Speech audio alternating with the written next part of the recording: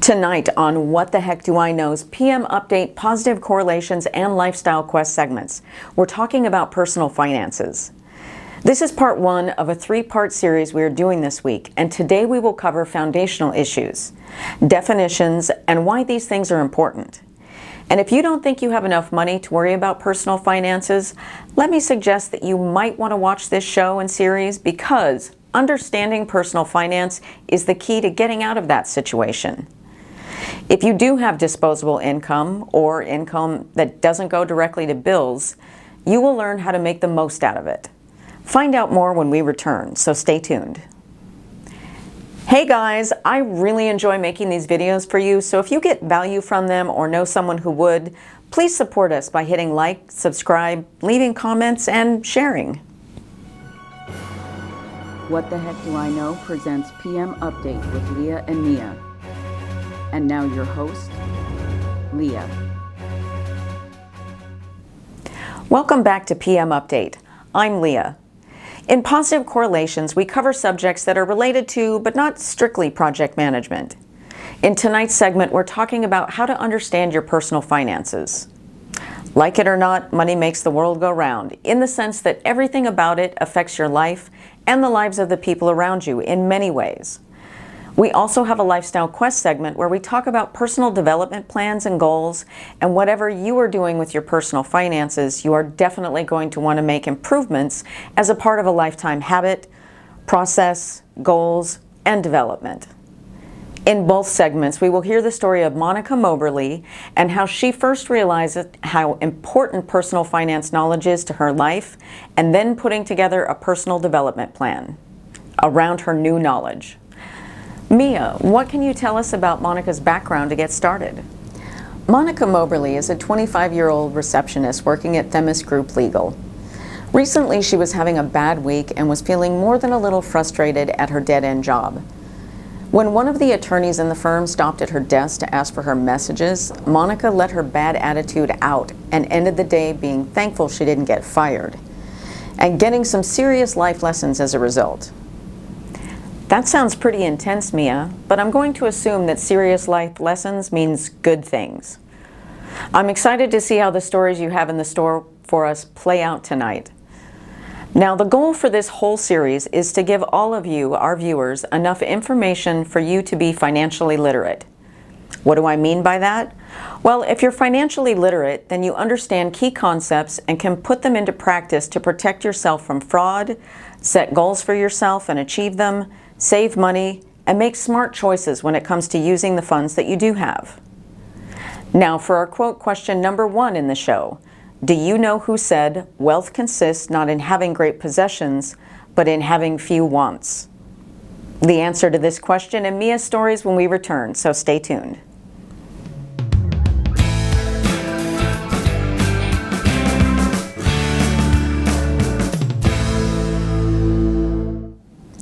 Monica Moberly was having a really bad day. Late for work, flooded with calls all day, and people constantly interrupting her to talk when it should have been obvious she was too busy. Her car was in the shop, and she had just received the estimate to get it fixed. So now she was debating whether to put it on her credit card and suffer the consequences later, or pay for it now and skimp on her grocery shopping for the next several weeks, and see if she could get free meals out of mom and dad. When the 15th person came to her desk hovering, Monica snapped right as she asked for her messages. And then, horrified, Monica realized she had just snapped at one of the top attorneys at the firm. Immediately she apologized, but Sarah wasn't fazed. Instead of getting mad, she commented that Monica was definitely not herself today and asked what was up. Monica told her about the unexpected expenses this month, and as much as she liked her job, it wasn't going to be a career or take her where she wanted to be. Then Monica switched subjects and asked Sarah how she managed to get where she was. Sarah thought about it before saying it was a long story and told her she was taking her out for coffee today. When Sarah and Monica got to the cafe, Sarah handed Monica a notebook and a pen and told her to get ready to take notes because this was an important class. There are many reasons that I attribute to being successful. Some of it has to do with the stuff you can already guess, like working hard. But your trouble is that you don't understand your personal finances. Personal finance is managing your money. It's all about saving, investing, budgeting, banking, insurance, retirement, taxes, and estate planning. Right now, you are young and probably aren't thinking about half of these things yet, but you should. Because the things you do now and habits you create for yourself will be much easier to keep and do later if you start before you think you need to. I learned these lessons myself when I was still working on my bachelor's and before I even thought about going to law school. The first thing you need to do is start saving at least 10% of your income. This might sound impossible, but you need to live on less than you earn. There is no other way to save. Think about the things you spend money on now and if they really are needs or wants. Cut out as many of the wants as you can tolerate. Housing is usually people's biggest expense, so finding a cheaper place or getting roommates is likely to have the biggest effect on being able to do this. Be honest with yourself about what changes you can make in order to save. Once you have some capital buildup, you need to make sure it's growing in some way. If you don't, that money will be worth less in the future than it is now, and you will also miss out on possible compounding interest depending on how you decide to invest. Make smart choices about how you invest. Talk to people who have already been successful, a financial planner, business people. Maybe you have friends with very successful parents. Those would all be good places to start. One of the best investments I can recommend is that as soon as you can, use that money you have saved as a down payment on your own home. Condo or single-family dwelling, or even a multifamily dwelling where you can rent out part of it to help you cover your mortgage. Stop throwing money away on rent as soon as you are able. Building equity in a home is the largest investment many people have. If you follow this advice, that won't be true for you, but you get the idea. This is the second stage of wealth building. Ha! That is just impossible for people in my generation. We're barely making it between paychecks. I can see saving a little, maybe even 10%, but enough for a down payment on a house? That really seems unlikely to ever happen. I'm not saying you will get there tomorrow. It will likely take years to save up enough, but that doesn't mean it shouldn't be a goal. And you realize that if you don't start working on it now, you will never get there, don't you? The next thing you need to do and plan is to ensure a future income. Most people do this through investment accounts, but you aren't limited by that at all. There are things you can do now that can provide future income. You could buy rental property, invent something, sell music, or write a book that brings in money. Passive or low-involvement income opportunities exist if you set them up now. You can write the great American novel at 50, but if you write it in the next 5 years, it will set you up much better for retirement than if you do it 20 years from now. The last bit of advice I have for you is to increase your ability to earn. This could mean to learn more skills and get a better paying job, or start a side hustle. It can also mean doing it the old-fashioned way by working hard and getting promoted. Whatever way suits what you want to do and your goals, and you are capable of doing, do that. I also recommend that once you start earning more, not to change your lifestyle. Live as frugally as you can for as long as you can, and save more than 10% if possible. Having both investments and a nest egg will insulate you from all kinds of negative consequences, especially having to decide between paying credit card bills for a broken car and eating. I see you have some good notes there, and since I'm not always available, you can find all of this advice in a book of short stories called The Richest Man in Babylon. And the advice I just gave you is under the 7 Cures for a Lean Purse. You can buy the book if you want, but since it's in the public domain and we're encouraging frugality, you can probably find a free PDF on the internet. Monica thanked Sarah for her advice and thought about what she had to say for the rest of the day. She didn't know how she was going to do all this stuff, but she knew she was going to try. Monica still had to sort out her initial issue with the car, and rather than putting it on her credit card, asked her parents for help and explained what she had learned from Sarah, and that she was working on putting some plans and a budget in place so that she doesn't have to ask them for help again. Monica even downloaded a copy of The Richest Man in Babylon for them so that they could follow the advice if they weren't doing it already. When they saw that she was making responsible steps towards being self-sufficient, they agreed to help her out with the car. Both of her parents even told her how proud they were of her. I would be proud of her too if she were my daughter. How we handle our money has a huge effect on our lives and how people perceive us. What perceptions do you have of people who always wear expensive clothes and accessories? Do you assume they're wealthy, or do you assume they are living on credit? When you see someone that doesn't wear expensive things, do you assume they're poor, or spending their money on other things? What is your perception of people who take extravagant vacations, or have expensive cars? In our world today, credit is so easy to come by for most people that it is impossible to assess their true situation. Spending money on things you like and enjoy isn't a bad thing. In fact, it's necessary to make your life fulfilling. But doing it on credit or to impress others is not in your best interests. And now, the answer to our quote question from the top of the show. Do you know who said, "Wealth consists not in having great possessions, but in having few wants"? That was Greek Stoic philosopher Epictetus. Now, in the second half of our show, we continue our story with Monica and how she assessed her situation and started making improvements. We also have another quote question. Do you know who said, "The only way you will ever permanently take control of your financial life is to dig deep and fix the root problem"? Stick around for the answer and Monica's continuing story when we come back.